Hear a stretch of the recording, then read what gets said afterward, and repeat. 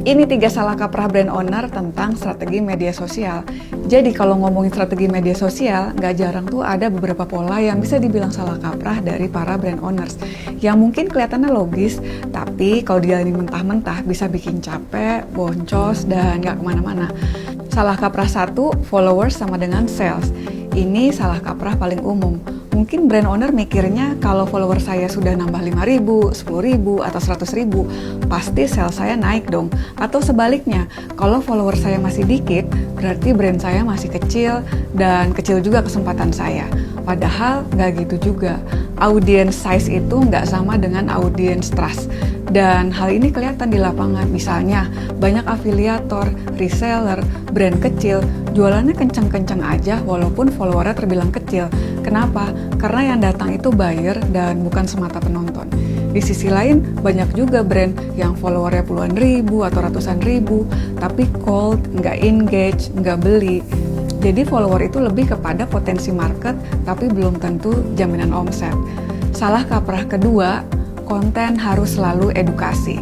Ini juga sering terjadi, di mana brand owner mungkin mikirnya kita mau kasih value, jadi ya perlu edukasi terus dong.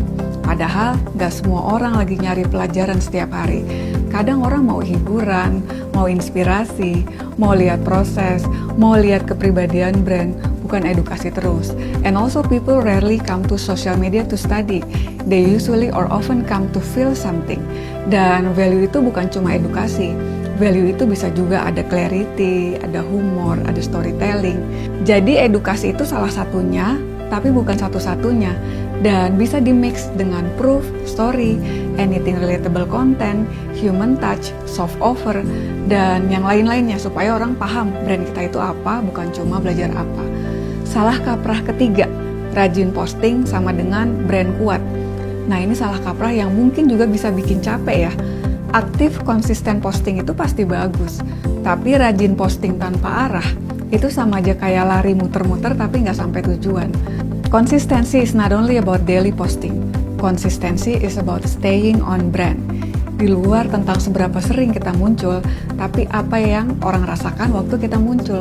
Karena brand itu nggak hanya tentang frekuensi, brand itu adalah juga tentang persepsi, juga memori, dan itu semua tercipta dari beberapa kombinasi. Narasi yang konsisten, positioning yang jelas, tone yang berciri khas, pengalaman yang relevan, dan kejelasan arah kita. Jadi bukan sekadar jumlah upload yang bisa bikin brand kuat. Jadi kita alignment mindsetnya dulu ya, tentang relevansi, tentang journey, dan tentang distribution. Untuk relevansi, gimana konten kita nyambung sama problem audience, sama minat mereka, sama konteks harian mereka.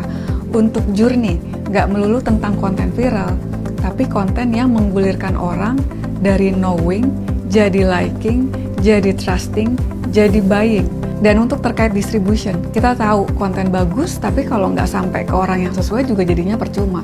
Makanya terus kuatkan positioning, hook, kategori konten kita yang bisa terbaca algoritma, dan juga pilihan platform yang paling sesuai sama goals kita.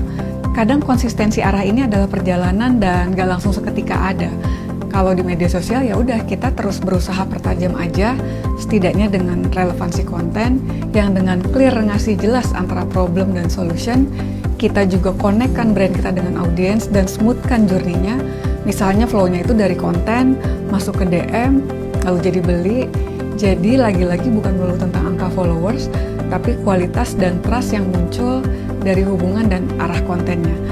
Kalau kamu mau ngobrol lebih lanjut soal pengembangan brand termasuk di media sosial, atau mau dibantu bikin strategi relevansi, journey, dan distribution yang pas, komen strategi di bawah atau DM aja, kita bisa bahas bareng.